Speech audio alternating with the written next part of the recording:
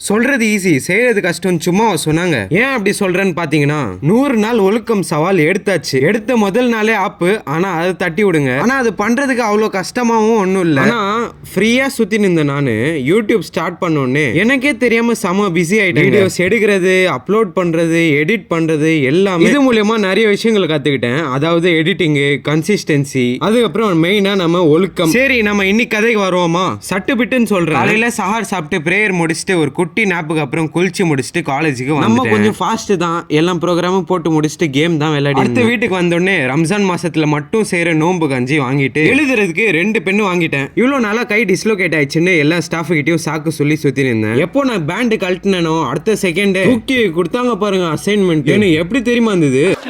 Sambar app எனக்கு ஒரே உட்காருதான் எழுதுனதுல buttocks செம்ம வலி. தண்ணி எடுத்து ஃப்ரிட்ஜ்ல வச்சுட்டு நம்ம இஃப்தாருக்கு டைம் ஆயிடுச்சு. ஜம்முன்னு சாப்பிட்டு முடிச்சாச்சுங்க. ஃபாஸ்டிங் இருக்கிறதுனால காலையில ரன்னிங்க்கு போக முடியல. ஏன்னா காலையில ஏஞ்சி சார் சாப்பிடுறதுக்கே கரெக்டா இருக்கு.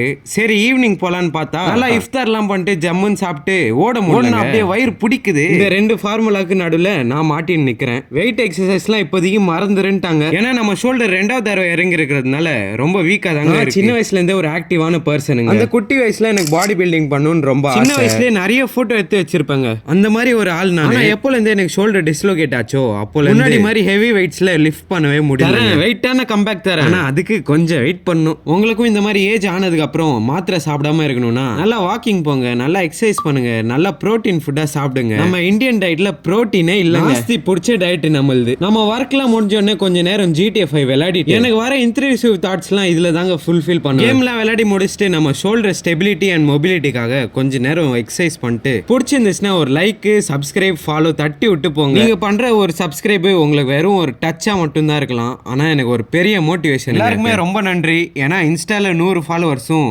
யூடியூப்ல 150 சப்ஸ்கிரைபர்ஸ் பண்ணி விட்டுருக்கீங்க. உங்களுக்குலாம் ஒரு பெரிய சைஸ் சும்மா கொடுத்துட்டு இந்த vlog இங்கே ஃபினிஷ் பண்ணிக்கிறேன். அடுத்த vlogல சந்திக்கலாம். Bye guys.